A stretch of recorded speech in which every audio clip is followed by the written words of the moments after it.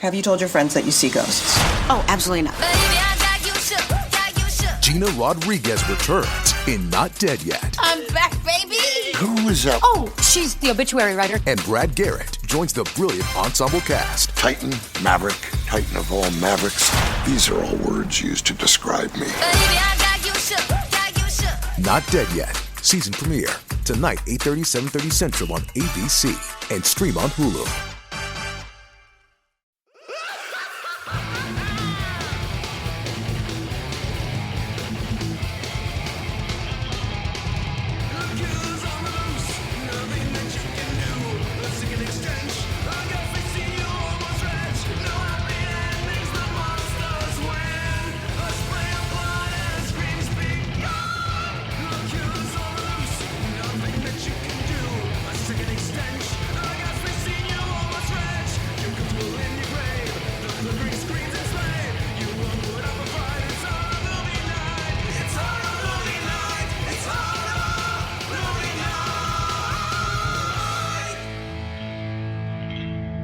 It's episode 150, and you know what that means. Vegetable Gremlin. We're joined by the Podfather himself, podcasting royalty, the man that gave Horror Movie Night its life, Jonathon London. Someone accidentally poured some water on him, and the three of us exploded out of his back. And unfortunately for him, we ate after midnight, so here we are. Call the Hulkster, because it's time to talk about Gremlins 2, the new batch, this week on Horror Movie Night.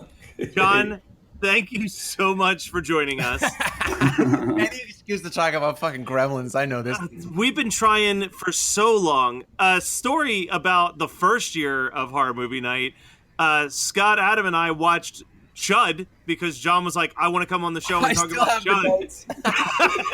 But you guys did an episode of CHUD, right? No, we never did it. We were like, saving it for you, bud. Oh, well, episode 200 is going to happen. No, we already have episode 200 planned out, and it's already going to be way better. And you can come up with that too if you want, but it's not going to be CHUD. Yeah, let me count the ways. Well, what I like most about this CHUD story is Matt takes me seriously no matter what I say. It's because Matt has some social cue issues. I don't know if you've ever noticed this about Matt. Yeah, a little bit. There's a lot to unpack about this movie, so let's start. So real quick, because I know that talking to my brother, he was not blown away by this movie as an adult. There's a quick thing about this movie that I think is really important, which is to know that for like 5 or 6 years, they were begging Joe Dante to do a Gremlins 2. And it basically was like, I will only make this movie if you give me total creative control to do whatever the fuck I want. And he basically just made a parody of the first movie, and I think it's fucking awesome. Like, I love this sequel. I think this is one of my favorite sequels. When you guys rewatched it, I actually, when I rewatched it with the whole commentary track on, and he tells a lot of stories about how at one point they just were like, you know what, let's make it without them, because Warner Brothers really wanted a sequel to Gremlins because it did so well. And finally, just by happenstance, somebody saw Joe on the lot and was like, "Would you want to do it?" And he's like, "Yeah, fine." And he suggested a writer, and he did it. And he wanted to make fun of how bad parodies are, or not parody movies, sequels are. So it's not just making fun of Gremlins, it's making fun of sequels. Period. It's the Jaws the Revenge of Gremlin movies. Yeah, and if you guys listen to episode 484 of Geekscape with I basically talk about how I'm coming on the show this weekend, which is a little thanks for spoiling it, Dick. Well, it's a little date shifted depending on when you guys post 150. So if you're listening to 150, you may have to go back a bit on the Geekscape feed to get 484. But I got so excited that we just started talking Gremlins for about 50 minutes. A 1 hour show, most of it's Gremlins, and we talk about Gremlins 3 and this and that. Oh, sign me up. I'm not Joe Dante. Sign me up for that Gremlins 3. Yeah. And you guys have seen what Chris Columbus... Can we talk about what Chris Columbus has been saying about Gremlins 3 and how dark... And it's all according to Jack Gallagher. Wait, are they actually going to do a Gremlins 3? Because I thought that was just a joke. I don't know. I mean, I don't want to mess up your format. So you tell me where you want to talk about Gremlins 3 because Yeah, like You're all, we can do whatever the fuck we want. It's episode 150. The gloves are off. We are I mean, unchained. the thing is, like, I don't know how much of this is true, but Zach Galligan was talking about how Chris Columbus is now like wanting to do the Gremlins 3, and he has like this darker, weirder script, and I'm just shaking my head, going, no, no, no, no, no, no, no. And I don't think we need like. Yeah. We don't need Christopher Nolan's we don't need a Gremlins gritty movie. reboot. You know, Zack Snyder's Gremlins. Well, here's the thing that I would argue that. Oh God. Well, here's my thought on that. Just bare bones on what you just told me. I would love a dark Gremlins, not in tone but in violence. Like, I want the Gremlins from Gremlins, not the Gremlins 2 Gremlins who are like, haha, you might die when we fuck with you. I want the Gremlins that are trying to throw knives at your face and put your hand in a blender or, you know, stuff like that. Or driving a fucking backhoe into your house, you know? Yeah, but it was still a children's movie. I mean, children's movie, 1984. It is the reason we got PG-13. So I think that things have shifted a little bit. That we could, if we could get a hard R Gremlins, it's called Ghoulies and Critters, Scott. Warner Brothers is the one that gave you a hard R movie for Batman and Superman. It was like, because we don't want to make money off of children. All right, so let's talk about the movie. So, movie kicks off with this Looney Tunes opening, and right out the gate, you kind of know that this ain't your daddy's Gremlins sequel. That's exactly what I thought. It's actually, it is. If any of us, whatever, knowing your dad. So we meet very quickly via a video. Well, the coolest thing about the opening is Chuck Jones did it. Yeah. Like, that is an original Chuck Jones animation at the beginning of that movie. And I think it's amazing. Was Mel Blanc alive at the? I can't remember when Mel Blanc died. Okay. No, he died before. Because I thought I saw Patricia Arquette in a cameo in this movie. Like, I was so convinced that Patricia Arquette was in this movie. It was Phoebe Cates. That I went through pages and pages of facts about Gremlins 2. Patricia Arquette is not in this movie. The movie kicks off inside of the store where Gizmo comes from, and Daniel Klemp, who is easily the best character in the movie, has some henchmen bring in a video of himself trying to pitch selling this building so he can build a bigger, better building. And like, if Daniel Klemp was our president right now, that would be great. But unfortunately, we have who Daniel Klemp was based on instead. Yeah, I mean, he's not a bad guy either. Like over the course of the movie, like Daniel Klemp's just kind of a child. You know what I mean? But the coolest thing about the henchman is that's Robert Picardo from Star Trek, who's also has signed at the Geekscape booth at Comic-Con. Like, did you wait? Were you there? And did you just ask him about Gremlins? Dude, I was there, and Matt Kelly was there. It was part of Space Command. What? Yeah, but we're not allowed near that table during Space Command. Yeah, guys, there was a group that would sign at the Geekscape booth and just like basically take over the booth for the hour. And Robert Picardo was part of that group. And had I been refreshed on the fact that he's in Gremlins 2, like, I wouldn't have let him walk away without, like, really... Yeah, you wouldn't have actually let him sign at all. You would have been like, hey, I would have caged him. I would have caged him like the sexy gremlin. God, that part of this movie is so uncomfortable. Even worse now. Like, it's uncomfortable when you're a child in the 90s and you're like, why do I feel this way about a green monster? And then in the adult, you're like, why is he letting this happen? Yeah, because it's so unnecessary. The movie ended. Yeah. Just end the movie. And then they had to add that last little bit. It made me so uncomfortable. Dante, and you know he's going to get it wet. Oh, yeah. No! Oh, God. Oh, sorry. God, no! Sorry. Welcome to Geekscape. Jesus. So, man, John, if I didn't know you, I would be like, this guy, it was a mistake. Do I even know me? I can just see you like holding a skull like out like poor Yorick. Who was I? Who was I? The old man dies off camera and they tear down his shop, and this releases Gizmo into the wild, but he's quickly captured by scientists. And we meet Billy and Kate, They're in New York. You want to find something weird, you have to go downtown. Which is Downtown. also what you could say about the female gremlin, right?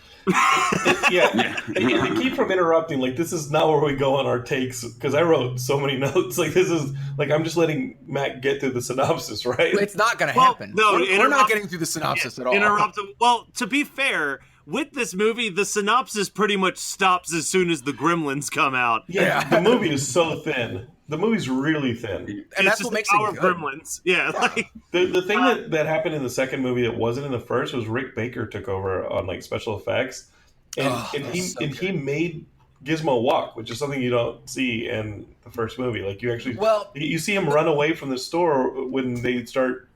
First off, the old man dies, and they just start brushing the store apart. Nobody went in there to see that there were live animals. Yeah. But here's the thing about the only thing that did not age magnificently in this film is Gizmo walking, because it's very obviously green screen, and they did a good job for, what is this, 93 when this came out? 1990. Okay, they did a good job for 1990. Not as good as like Back to the Future 2. Which came out before as far as like, I know, but I'm saying like they didn't do quite as well with the technology that was relatively available at the time. But it's still, I mean, the practical effects are so good that I can overlook the fact that Gizmo walking is a little dated. Yeah. Actually, what's funny with Rick Baker becoming the special effects person is they actually show a clip from his first ever movie, Octoman. Oh, I wondered what that was. I knew that was it. Yeah. They call it Attack of the Octopus People. It's called Octoman. I love the character of Fred. Fred is fantastic. That's like the Al Lewis Grandpa Munster guy. Yeah. So we're watching that, and my friend turns to me, because I made my friends watch it with me, because I was just in a very sad mood after watching the first two movies I had from myself. And that scene comes up, and he goes, "What, are you watching this movie next?" And I go, "No, I don't think it's a real movie. Look online, see that it's called Octoman, and it is currently in my watch list for the podcast." So, That's hilarious. And like, there's a funny story in the commentary how Rick Baker told us. Rick Baker wasn't on the commentary, but he told Joe Dante the story about how that was his first movie. And when he created those monsters that you see briefly in that black and white screen or whatever, that TV screen, it's got to be in color because Clamp wants color. That the producers were insisting that Rick Baker's creature was going to be shot only at night, and that scene is fully in the day. And Rick Baker just got really depressed because he didn't want that monster seen in broad daylight. Well, you mentioned the color thing, and they make a callback to that at one point in a loudspeaker that goes, "Don't miss Casablanca tonight, now in color with a happier ending." I had never caught that. Nice. They called so many things that ended up happening. You know what I mean? Yeah. Like, there's just how cable has so many ridiculous channels now, and they had all of them, on the network. Is there an archery channel? There's not yet an archery channel, but like, you know what? Who watches fucking golf? Like, for real. I bet that there's an archery channel on YouTube, so maybe this is even more portentous. It's very ahead of its time. Yes. I love the idea of the automated voice that just says things, and I have two different quotes from it written down. The one is, "Mr. Welcome to the men's room." The best the one other- is the fire. Yeah, fire, the untamed element, the giver of warmth, the destroyer of forests. Right now, this building is on fire. The other thing is, like, Al Lewis was still alive when they made this movie. Nobody wanted him to be in it. Wait, who? The guy who played Grandpa Munster. Oh, Like, the guy who played Grandpa Munster was still alive when they made Gremlins 2, and they were like, no. I still stand by saying that Daniel Klemp is my favorite character in this movie, but I have to give a shout out that Christopher Lee's performance in this is so awesome. Brilliant. Every time he's on the screen, just like taking a tissue from from what is it, Jenny Sweeney, Julia Sweeney and like from SNL. Julia Sweeney, yeah. It's Pat. Maybe she took one of the growth serums and became Pat. And apparently, when he got on set, he apologized to Joe Dante for being in Howling 2. Yeah. Oh my God! Yeah, Joe Dante says that in the commentary. He says the first thing he does is come over to me and apologize for being in Howling 2. I'm like, Howling 2 is John Glover, who plays Clamp, is amazing. If you like, remember Smallville, he was Lex Luthor's dad, which is like how I saw him. Oh wow. I remember him from Scrooge, where he basically plays the exact same character that he plays in Gremlins Yeah. 2. Could be the same universe. He's so manic, and like no matter what's happening, he's just upbeat. Like you said, he's a child. Yeah. Like he's just so like upbeat about everything. I love that He's like what Batman would have been if his parents hadn't gotten killed. You know? Yeah. I love that he has, and apparently this was based on something that was real, that he has a end of the world tape that he's just got prepared and ready. Like he's watching it and getting teary-eyed. CNN actually has one. That's why they wrote that in the movie. There is a CNN tape that they have for when their end of the world is confirmed. Who are those assholes who just like watch TV at the end of the whole world? What else are you gonna do? Just save yourself? We're gonna listen to podcasts. It reminds me of that. I think it was Dana Carvey, that SNL skit where they kept having the different takes of the president, how he got killed, and he's like, "All right, now let's do Pack of Wolves." The president was eaten by a pack of wolves Because he wanted to go on vacation for a week, and they needed to have as much coverage as possible in case That's really something big funny. happened. God, 90s SNL was perfect. So Billy finds Gizmo. He breaks him out of the little science lab, and then he gets wrecked by a malfunctioning water fountain that causes all of these mogwais to appear, and they get locked in a building and start eating. In Gizmo's defense, Gizmo is aware of the problem. He goes he tries and to hide. hides.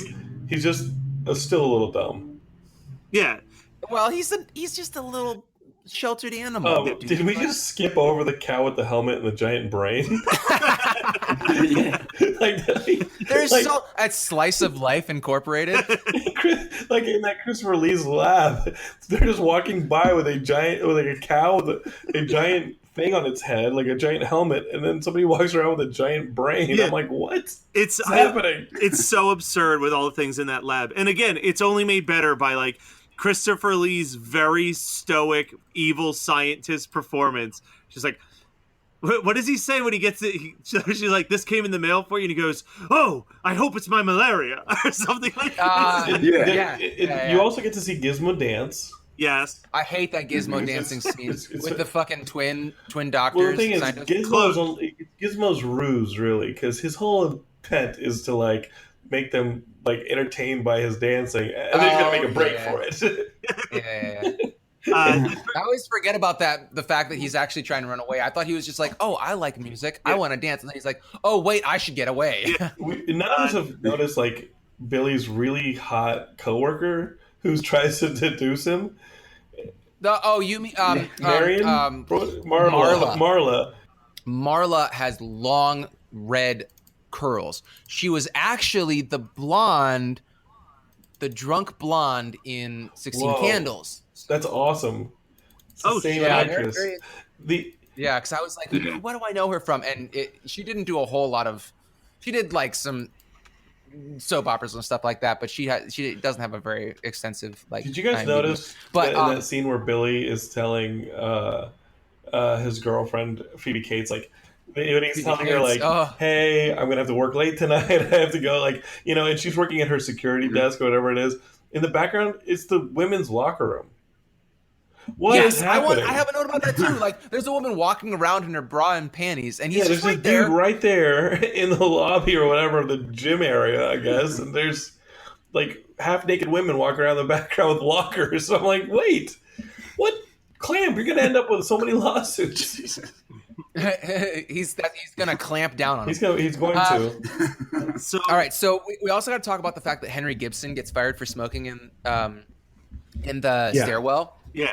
Randomly, Henry Gibson in this movie. It was like a cameo favor or something. Yeah, I don't know. Maybe he and Dick Miller were just like drinking beers one night, and they were like, "You know what? We should be in fucking Gremlins." That's too. what Joe Dante said. It was a favor having him in the movie. Like he was like, "Yeah, it was a little cameo favor." Why? But why does Henry Gibson need this favor? No. It was a favor to Joe Dante. Yeah, okay, it was like, "Hey, we're shooting Gremlins too. You want to come hang out?" Sure. Scott's touched on it a little bit, but man, the Gremlins look so good in the like when that first Gremlin explodes out of the control table and attacks the dude. It looks so good. Yeah. Like All the Gremlins look fantastic. They look better and more detailed in this movie. I don't know if it's just because the film was like the film stock is better, or I think it's because they have more personality than they did in the first movie. The first movie, you had the main gremlin and then just a bunch of generic gremlins, whereas this one, every single one of them is like distinctly different in their design. Like, and even the budget was unreally like insanely bigger than the first one. And also if Rick Baker got to go balls up to the wall on these these characters, I would love to see, and maybe John, you can tell me that it's in the special features or something. I want to see a 45-minute doc on how they did the baby gremlins inside the backs of the gremlins when they're like, you can see them moving and shit. It is just so good and so detailed. There's that there are multiple close-ups of the backs, and I think those are really big. Like if it's a close-up on a back, that gremlin is probably the size of like of course. Like that back is probably the size of your dresser. You know what I mean? And so they're puppeteering but that's the thing is, like, I would love to see a doc about that. Because I don't think that it's puppeteering on those smaller ones. I think it's animatronic because they don't move a whole lot. Everything else is like vacuum. Like when they're melting and stuff like that, they're just like taking air out of them like balloons. Oh yeah, it's still incredible. But they're still so goopy. I love how goopy. This might be the goopiest kids movie of all time, and you know that's my favorite thing about horror or about monster movies. I even wrote down the him shoving the gremlin through the shredder is like just really so funny. gross. And I love the fact that I love that he's like, oh well, that's why I never use those things. That's the best thing about Clint is that he's never a bad guy. He's like a total prick for having this. For being basically a Trump surrogate, because that's what he is. Yeah. He's supposed to be like this magnet, but he is smart and always upbeat. Okay, maybe, Ted Turner's a better, because he's not a complete reptile of a human. But he, like, is so proactive. Like, he kills a monster, and he's like, whoa, that ruined my shirt, you know? He's like securing the building outside. He's gathering the police force. I love the fact that he gets his riot gear and he gets in after they're all done. Well, my favorite part is that there's literally this terrible thing happening, and he goes, I can use my secret escape. Like he's fucking Batman. Did we talk about the Canadian restaurant? Oh no! I was just gonna say I love that scene because that's all I want. I got a Fudgy the Whale for my birthday cake. It's awesome. And the only thing that would top it is if I got a chocolate mousse in the shape of a chocolate mousse. Well, Marla takes Billy to this Canadian restaurant to woo him, seduce him, and like it's ridiculous. And later in the movie, there's a gremlin wearing the Canadian outfit. Man, this movie has so much great internal logic. But I have one question: is Jolt Cola a Canadian thing? No, we got Jolt in the U.S. Yeah, Jolt. I know, but I mean, like, is it more of a thing in Canada? I don't know, because there's a Jolt in this, and then. In the next movie we discussed, like, it's so weird. They're like visibly on display. The other crazy thing to talk about, the Pervo gremlins looking at checking out the women's legs. Yes. And then the fact that those two gremlins are clearly George and Lenny from Mice and Men. Yeah. Paired up together. Oh my god, I had not realized that, but that's so good. They're clearly like George and Lenny, and like one's like dappy gremlin whose like eyes are all boggly, and yet Phoebe Cates thinks it's Gizmo. Like she's met Gizmo. She knows. Okay, so I absolutely love Phoebe Cates. If you look at my wife, you'd understand why I love Phoebe Cates. I mean, like, there's nothing not to like about her. I wish I was as rich as Kevin Kline so that we could be a power couple like Kevin Kline and Phoebe Cates have been. They've been married for like 20 plus years. They're amazing. Yeah. But I mean, I would want to stay married to Phoebe Cates too, and I would do what it takes, and that's why I'm trying to do what it takes to stay married to Meg. She's like, start getting pretty scared. But anyway, so I love how dumb Phoebe Cates is. Like her character is so. Oh, dude, when she tells the Abe Lincoln's birthday story, I lose it every time. Good. That's my favorite part of this movie, even more so than Vegetable Gremlin, even more so than 300 gremlins getting electrocuted to mud. I love her Abe Lincoln story. So there's a few things that I want to call out that aren't like necessary to the plot, but they're like just moments that I absolutely love.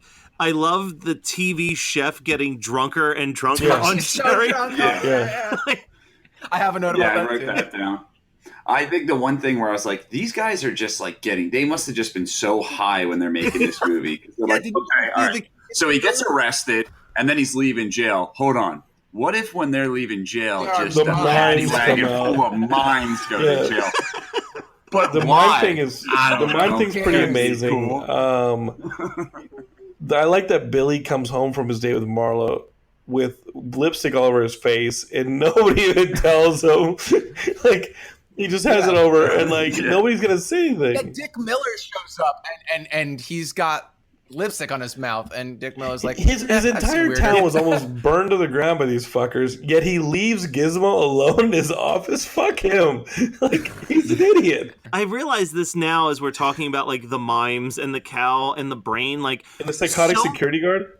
Well, like so many parts in this movie kind of feel like a live action version of any time Eddie Valiant is walking through a movie set in Who Framed Roger Rabbit, and there's just 1,000 things happening in the background. Isn't that 1990 as well? 89, so it was right around the same time. The gags are pretty awesome. Like that sequence with the guy repairing the water faucet is like, like the gags are pretty good in this movie, and they build, and the callbacks are there. I gotta respect these guys, and you can tell like why he would want like Chuck Jones to do his animation, because so much of this movie is designed like a cartoon. It just has a lot of internal logic where it's like, we're gonna set up these rules, they're ridiculous, but we're not gonna break them. We're gonna actually increase them over time. Well, and like I love that he literally calls up Leonard Maltin, who gave his movie a scathing 0 stars when he did the first Gremlins, and was like, hey, I want you to be in the Gremlins sequel reading your review as the Gremlins kill you. Mm-hmm. So I have a question about that, because I know that logic isn't really factoring in very much to Gremlins 2, the new batch, but no one knows what Mogwai are. No one knows what Gremlins are in this world. Yet there's a fucking movie of Gremlins that Leonard Maltin is holding. Yeah, there's some Deadpool stuff going on there. Some Deadpool fourth wall logic. But like, at least Deadpool that's part of his superpower, like that he can. I think this was just him getting the ultimate fuck you. And shockingly, Gremlins 2 featuring Leonard Maltin got 2 stars from Leonard Maltin over the original that got 0. Guys, I know we mentioned like Clamp, that scene where Billy and Robert Picardo come to Clamp's office. The very opening of that first shot is Clamp at the looking through a telescope, and there are he's looking down at the Chrysler Building through the clouds. Yeah, that's actually really funny. I had not thought about that. If you look at the reflection in the telescope that he has in his office, he's above every building in New York and the clouds by a lot. And you realize you never see like a full shot of this building, but it would reach like planes would have to go around it. I want to say that of all the Gremlins in this movie, and there are so many different Gremlins, I always forget how much I love the look of the Bat Gremlin. He looked so fucking awesome in this movie. Yeah, and Dick Miller had something to say about that. I love that battle, though. That battle is so clever. Yeah. Except nobody notices the flying gremlin until Dick Miller throws it in the concrete. And the entire time, it's like pulling on him down the street, and he's swinging at the thing. People are just walking by like they're going to work. It's New York, man. That's the way it is. Man, you never seen a flying gremlin, man? I'm trying to walk. They are so mean in New York in this movie, like overly mean people, shoving her out of the way when she's trying to get to the door. Who doesn't notice that there's a mouse trap in their sandwich? Does that woman get murdered? Kill her? Yeah, because I have a question about She's just Clamp. gone. Like, she's gone, and he's wearing her like shawl. But so Clamp comes out and gets accosted by that specific gremlin. I feel like her dead body is right there, and he's like, "Whoa, I just got gremlin goo all over my tie." Is there a scene where she's running into the bathroom or something with a mousetrap on her tongue?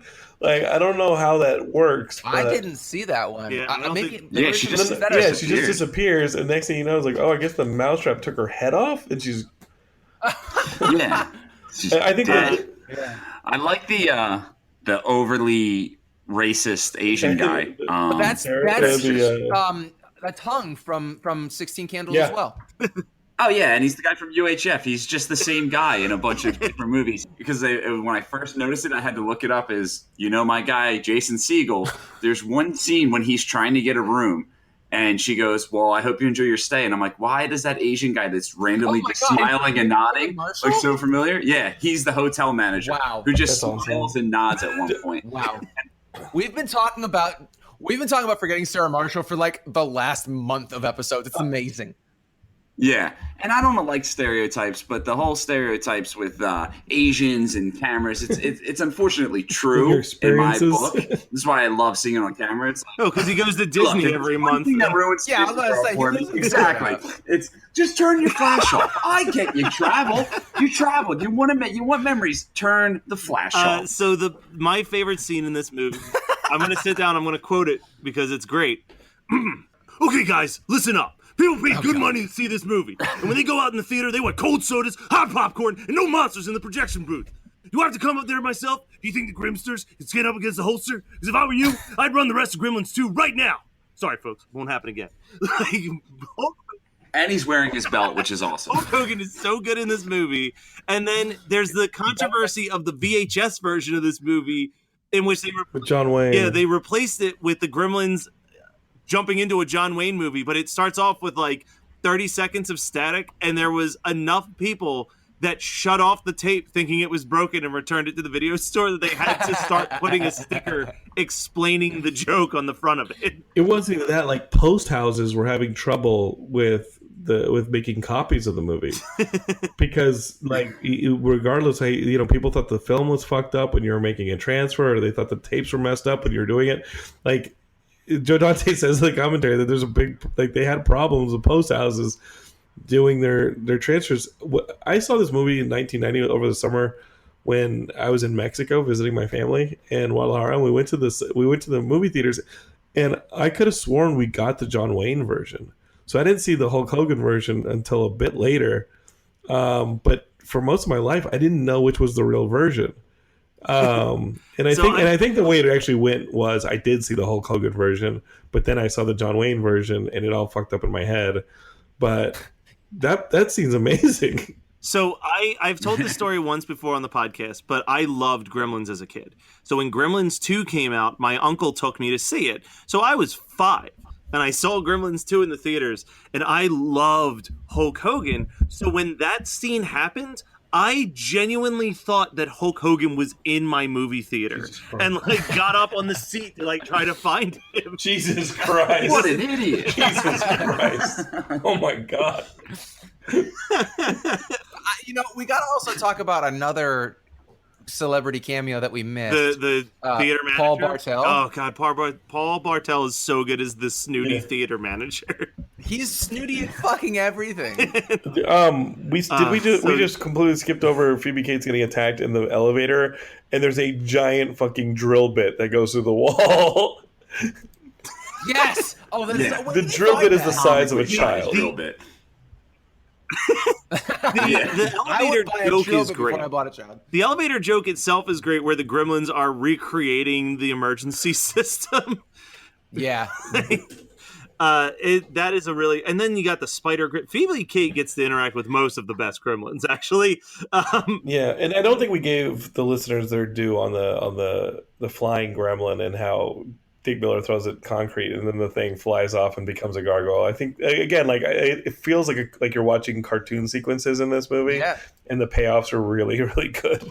Yeah, and that's the weird thing about this movie is that it feels like we talk a lot about the cocaine binge ideas, that happen in a lot of the stuff that we discuss, but this feels like somebody sat down and was like, I have all these great ideas. Let's just make them into one movie. They're all so out there and weird, but they all are also very wholesome. And I mean, that's the Key and Peele sketch that they did last, like a couple years ago. Yeah, you know, right now, somewhere in LA, fucking Jordan Peele is working on Us, and he sees this come up, and he's like, he stops production and is like, I need to listen to Horror Movie Night right now. My buddy Jose, who I play D&D with, is like show running Jordan Peele's next thing, and it sounds pretty cool. It sounds really cool. Don't tell me anything. I don't want to know any spoilers. I don't want to even. It's watch for YouTube Red, though. I'll tell you that, because that's how you're gonna have to watch it. Fine, I'll pay for YouTube Red just to watch it. I don't care. The giant seed pod. Oh, I love it. Yeah. Like another crazy thing from the science lab. It's just this giant seed pod that somebody's carrying around. It's the Invasion of the Body Snatchers pod. Yeah. Does anybody, I know what the answer to this question is, but I'm going to quiz you guys. Do you know what Christopher Lee's character's name is in this movie? No. Dr. Catheter. You know what? That's right. They do say that. And I was like, did I hear that correctly?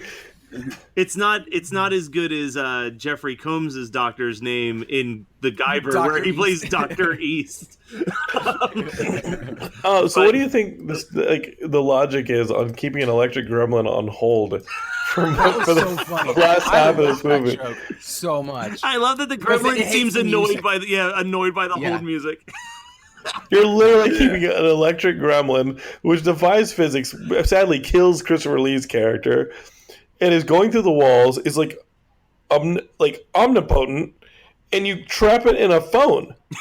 I was like, what the fuck? Like Billy's own act of heroism was he was being so forward thinking, he thought that he could raise the phone and trap the thing in the phone? How did that work? I got a question for you, John. So I listened to your episode with Cooper Barnes where you talked about this. And when you mentioned that you were about to watch Gremlins 2, it kind of felt like, I remember liking it as a kid, but I don't know how this is going to go. Did you end up walking away very pleasantly surprised at how much fun this movie actually is? Yeah, but it wears your ass out. Yeah. the movie is plot thin. It does not add a whole lot. Like Gremlins is I think Gremlins is a fucking really awesome movie. This movie is pretty thin, and it's just gags. Yeah. And so if you don't enjoy the gags, you're just gonna get worn out by this movie because it's incessant. I told my brother that I feel like this movie feels like if the state made a Gremlins movie. Like it's just sketch joke like nonstop. Mm-hmm. Once the Gremlins appear, it is basically a sketch comedy. It's fucking Amazon Women on the Moon or Kentucky Fried Movie. Like that's what it's into. Yeah, it wears your ass out. But I love it. And it's short. And it's a short movie too. It's actually not as short as you think. It's like an hour and 45. Like that's it's a pretty that's longer than most of the movies we watch. Well, tell my fucking manager to quit writing that knee-jerk note of keep it under 90 minutes. Well, there's nothing wrong with a 90-minute movie. I think that we need to get back to that. I mean, that's kind of a longer, less related. It doesn't matter discussion. what I'm writing. That's the first note. Get it under 90 pages. I'm like, okay.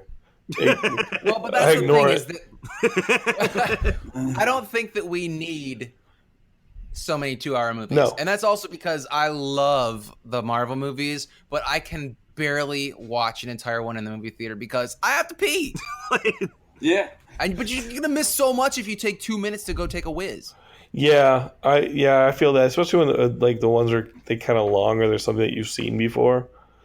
Dude, Infinity War was 2 hours and 20 minutes. It was 2 hours and 36 minutes. And that movie, I didn't ever feel like I had to go pee, but the first half of Black... Oh, it's because I wouldn't let myself drink anything. The first half of Black Panther, let's be real, that's the opening of Coming to America.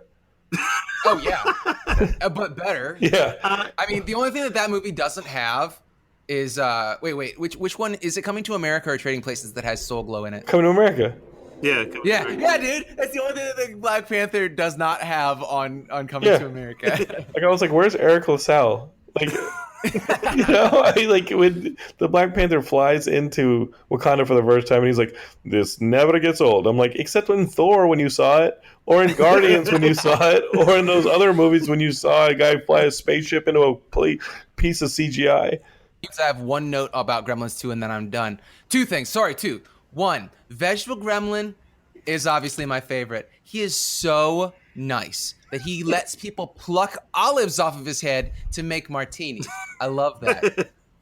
That's how you know vegetarians are better people. Anyway, second of all, mind-blowing. Howie Mandel is the voice of Gizmo. Yeah. That was in both movies. Yeah. Awesome. It sounds like I Bobby didn't from know. Bobby World. Yeah. When's the last time any of us watched Bobby's World? I think it was like 2-3 years ago when Brian and I saw it was on Hulu and we watched a couple Okay, episodes. well, you guys fucked up. Yeah, we It watched did a few not hold up. episodes. No. No, it didn't. Howie Mandel doesn't hold Life up. with Louie probably would. But, yeah, though. what about that one where he plays the monster under the bed with Fred Savage? Little Monster. Little Monsters. We watched Come that on. for Halloween last year. It does not hold Yeah, up. I would imagine that awful. thing doesn't hold up at all. Yet he has the blue and the horns. Monsters Inc. I think we got ourselves a lawsuit. Well, here's the thing. So I mean, everybody feel free to revisit our Little Monsters episode. But the biggest problem with that movie is that Howie Mandel is basically just playing Michael Keaton's Beetlejuice for an entire movie, and he's awful at it. Worse, yeah. Like, So the only thing I have is more of a plea, just in the sheer fact that whoever's writing Me? Gremlins 3 is listening to He this. might be on the podcast. It's not an Awesome. official script, but I don't care. I'll do a treatment on it if you want. Because I always thought that this would be a great ending. Obviously, it couldn't work with the second one because it's too dark. But, okay, so the Mogwais, Mogwai is the plural form of Mogwai. yeah, they're shitbags as Mogwais. It's not the Gremlins that makes them shitbags. It just makes them more Right. vicious shitbags. Yeah, so it's the ending Mogwai should with be... teeth. Yeah. So it's like they're at a point where they're going to lose, and fucking Gizmo just eats a whole bunch of food at midnight, becomes a gremlin, and then kills the gremlin. Did you listen to And then Geekscape this turns week? himself. Are you serious? That's literally what we're saying in Geekscape this week. That like Holy he has to shit. do the heroic sacrifice, Oh, knowing that that's so- he's no, I didn't like listen. he's the end of it. That's amazing. awesome. That's Mike, so I mean, poetic. guys, listen to Geekscape 484 because we go so deep. And the thing is, like, are they his children? Are they okay, splinters so of him? that's Are they what I was are they like fractions of his personality that have like escaped? Are they That his? is just Are they buried his down. id? Like, what's coming out of him? That's why all of them are bad guys, and Gizmo's the only nice Mogwai. yeah. Well, that one was just like mentally challenged. Hey guys, just interrupting the show real quick. Just give me a minute of your time to let you know that if you go on the patreon.com/HMN podcast, we are going to be dropping the bonus episode for the adventures of Buckaroo Banzai across the 8th dimension later on this month. And if you donate, you can already get access to the Wicker Man bonus episode that we did with Nicolas Cage. But there's one other thing I wanted to quickly plug. June 23rd, we will be doing our Twitch stream. So make sure that you are double checking and hopping on there and getting ready to watch 12 hours worth of films with us. We're going to be talking about movies like we're going to be watching Event Horizon. We're going to be watching Final Destination. We're going to be watching Elvira, Mistress of the Dark, and a bunch of other ones. It's going to be a really, really fun time. So I hope you guys are able to tune in for that. But anyway, back to the show. All right, so what did you guys watch this week? All right, I'll go first. Well, Matt, I think we can double up on this Yeah, because I that's was going to talk about Black Panther and Infinity War. Okay, start with Black Panther because the only thing I have that I watched this week was I watched Infinity War finally last Right, night. I knew that you mentioned that you were going to talk about that. So you can now listen to our special about Infinity War on the main Geekscape podcast. John, I listened to it at 12:30 at night as I was driving home from the theater. Yeah. That's And then great. he slept for 10 hours and we were late starting today. I listened to Anyway. this really boring podcast and I won't get up from it. Anyway, Black Panther was really great. I loved it. I think that it was a really cool way to expand. I mean, it's depressing that it's really depressing that it's taken 10 years to get a really strong black superhero in the MCU. I mean, A-list. What about superhero. Rhodey? Yeah. No, dude. War Machine is not even arguably. War Machine is okay. What I'm getting at is that those are War Machine is B list. Okay, if Iron Man is A list now, War Machine's B list. Nick Well, actually, Fury is in charge of Shield. Nick Fury is ostensibly dead. All right, and also Nick Fury isn't in charge of Shield. It's Philip J. Coulson. Say it with me. He is the director of Shield. Yeah. In case you still watch that show that Scott loves. Shut the fuck up. Watch that shit. It got renewed for season 6, so there are dozens of us. Hey, let's do a Geekscape episode. Why don't you finally have me on your show? We'll talk all about Agents of Hey, S.H.I.E.L.D. catch me up in the last 4 years of Agents of S.H.I.E.L.D. I will. That's what I'm offering. You don't even have to watch it. I will spend 3 hours talking about it. Anyway, so Black Panther, fantastic. He's like a D-list character though, and I love the fact that he is now A-list. He blew all the other. What are they on? Is this not? It's Phase 3, right? They're just finished Phase 3. Is that when Infinity War ended? Yeah, this would be He's or the next one will end it. Yeah. Well, I mean, Avengers 4 is the end of Phase. No, Avengers 4 is the start of Phase 4, isn't it? It would be, yeah. We have two movies between then and now, yeah. Right. Captain Marvel is the start of Phase 4, isn't it? No. I would say the Avengers movie is, yeah. Yeah, because it's going to feel like a close of a chapter. Yeah, exactly. Okay. I totally lost my train of thought. Black Panther's great. Infinity War, very good. Very emotionally draining.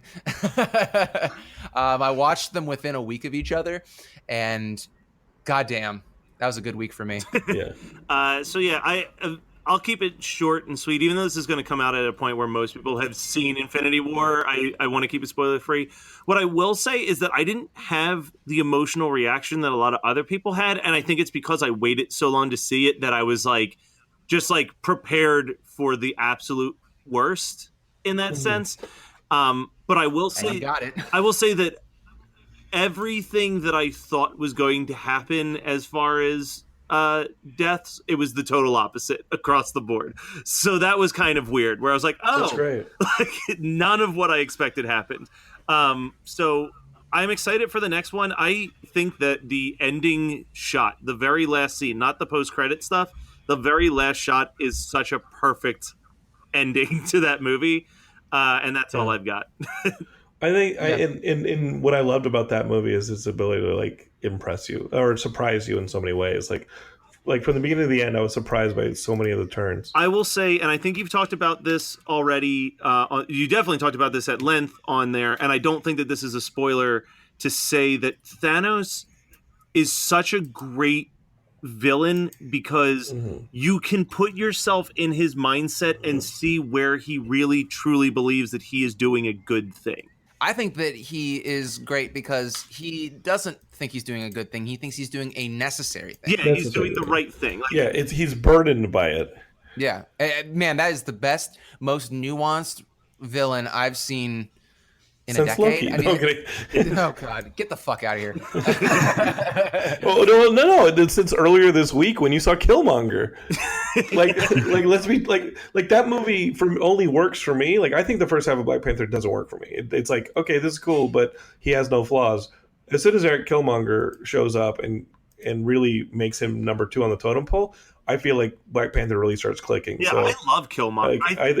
and then they have their fight on the Underground Railroad, and you're like, wait, what the fuck? Oh shit! What is this? Well, here's the one thing I have to say about Killmonger is that I was absolutely with him. Yeah. I was absolutely with the character. Yeah. I loved that villain until he choked Angela Bassett. Yeah. I was like, no, you can't, because he then became the caricature of that villain caricature that you always get in Marvel movies. Thanos never becomes that. And that's why he's the best villain that I've seen in such a long time. Yeah. I mean, they're both, Marvel's been killing in their MCU as far as their villain representation. They've really been trying to make them they less. had their low point in Thor 2. Malekith, or the entirety of Iron Man 3. Oh yeah, well, but that's the thing, Iron Man though, 3 is pretty weird. When I saw that Predator trailer recently, and it was from the director of Iron Man 3, I was like, maybe not what you want to lead with. Yeah, but that trailer looks pretty sick. It looks like Alien vs Predator with a kid with a pizza delivery boy. But I saw it, I was like, I'll wait for the other trailer.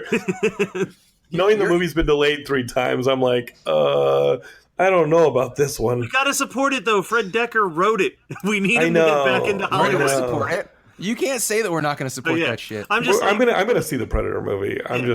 Thank God Movie Pass is around.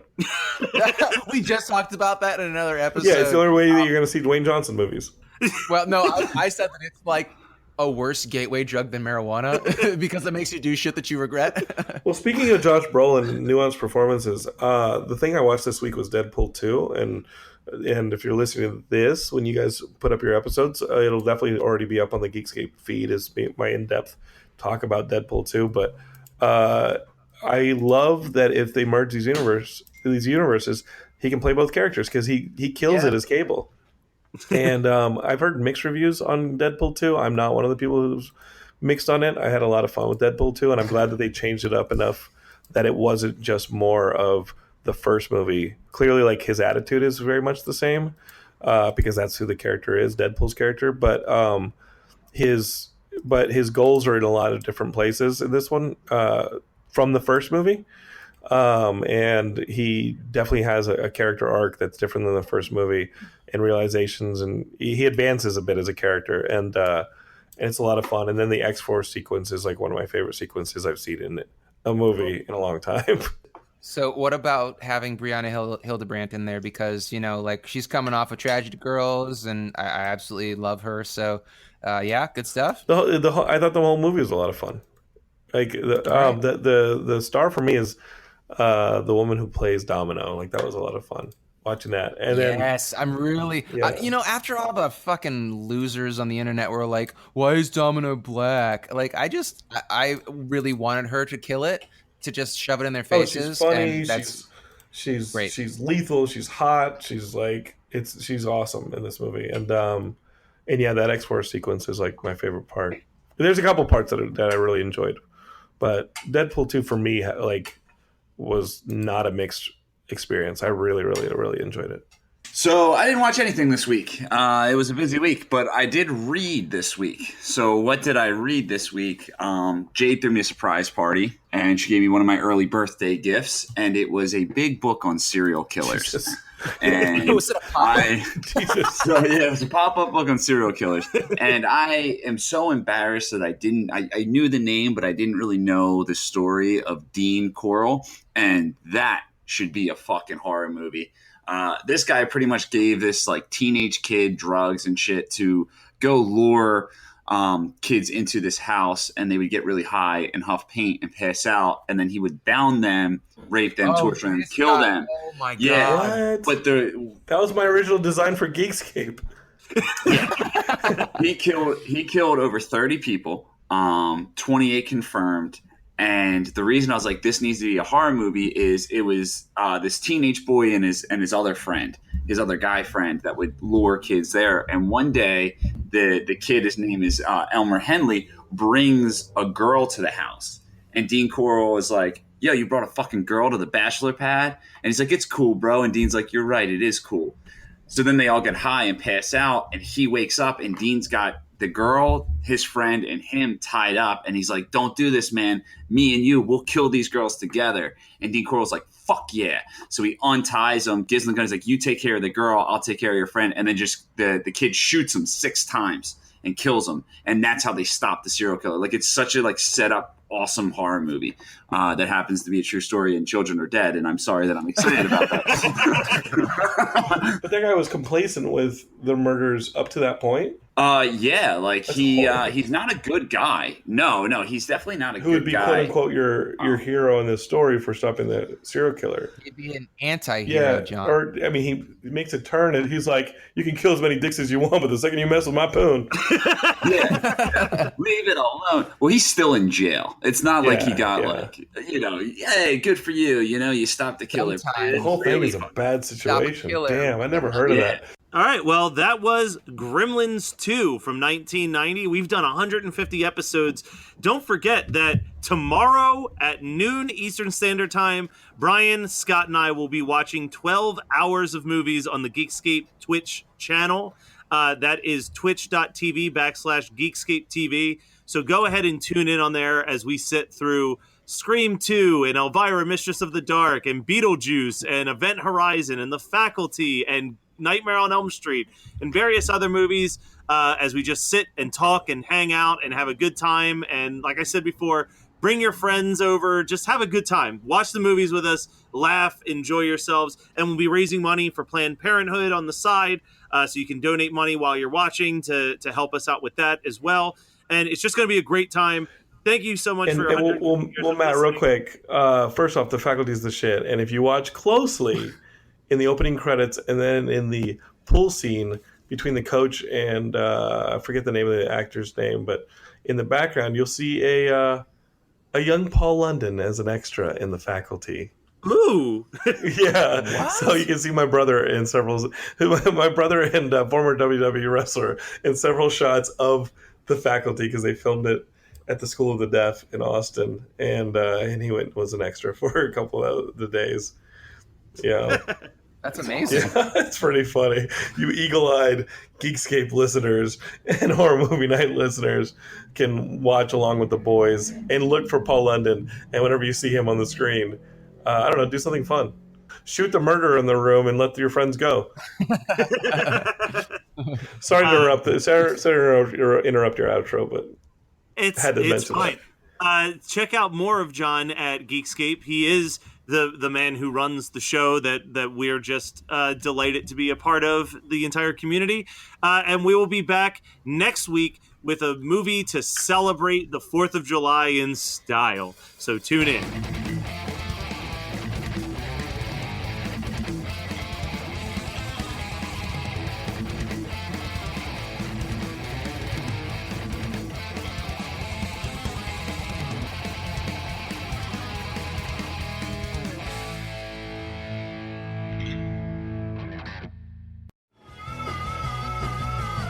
You're listening to the Geekscape Network.